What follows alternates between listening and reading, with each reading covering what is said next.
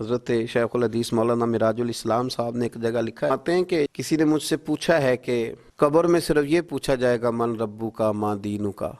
یہ پوچھا جائے گا تیرا رب کون ہے، تیرا دین کیا ہے، تو نبی پاک علیہ السلام کے بارے میں دنیا میں کیا کہا کرتا تھا۔ اعمال کا حساب نہیں ہوگا، فرشتے پوچھیں گے تو اتنا پوچھیں گے اور پھر اس کے لیے جنت کی کھڑکی یا دوزخ کا دروازہ معاذ اللہ کھلنے کا فیصلہ ہو جائے گا۔ تو کسی نے پوچھا کہ اتنا کیوں ہے، باقی سارے سوال جواب قبر میں کیوں نہیں؟ تو وہ جواب دیتے ہیں، وہ کہتے ہیں کہ جب قحط پڑ گیا نا بہت سارے علاقوں میں، تو حضرت یوسف مصر کے حکمران تھے، تو باقی جگہوں پہ قحط تھا، آپ نے تو خواب دیکھا اور پھر کچھ گندم آپ نے بچا لی، تو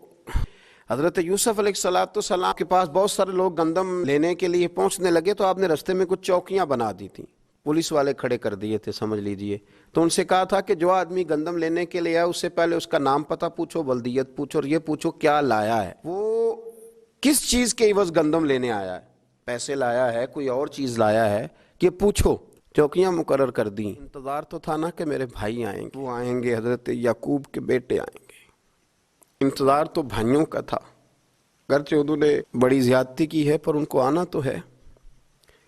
تو فرمانے لگے کہ سارے لوگ آئیں تو ان سے پوچھنا کہ وہ کہاں سے آئے ہیں، وہ کون ہیں اور کیا لائے ہیں، یہ بھی پوچھنا، لیکن فرمایا جب کنعان کے لوگ آئے نا تو بس اتنا پوچھ لینا وہ کون ہیں، یہ نہ پوچھنا کیا لے کے آئے۔ بھائی ہیں نا تو ان کی پردہ پوشی کرنی، ان سے نا بس اتنا پوچھ لینا کہ وہ کون ہیں، وہ اگر بتائیں کہ ہم کنعان سے آئے ہیں تو بس اتنا ہی کافی ہے، ان سے پھر اگلا سوال نہ کرنا۔ تو حضرت شیخ فرمانے لگے، رب فرماتے فرشتو تم نہ جا کے بس اتنا پوچھ لینا قبر میں میرے بندے سے کہ وہ مجھے جانتا ہے نا، اس کا پردہ نہ کھولنا، تم نہ حساب کتاب پوچھنا، بس اتنا پوچھ لینا مجھے اور میرے نبی کو جانتا ہے، اگر وہ کہے جانتا ہوں تو پھر آنے دینا، میدان محشر میں خود پوچھ لوں گا۔ اور مسلم شریف کی حدیث ہے، میرے رسول پاک علیہ السلام فرماتے ہیں اللہ اپنے بندے پر اپنی رحمت کی چادر ڈال کے پوچھے گا، لوگوں سے چھپا کے پوچھے گا، یہ گناہ کیا تھا اللہ میں بھول گیا تھا، یہ والی غلطی کی تھی اللہ میں بھول گیا تھا،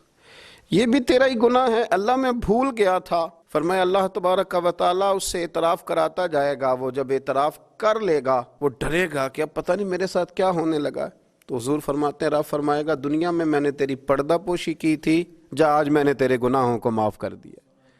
تو یاد رکھیں کہ صبح قیامت بھی اللہ تبارک و تعالیٰ کی بارگاہ اپنے بندوں پر فضل فرمائے گی، رحمت فرمائے گی، تو یہاں بھی اس کے کرم کی امید رکھیں، وہاں بھی اس کے فضل کی امید رکھیں،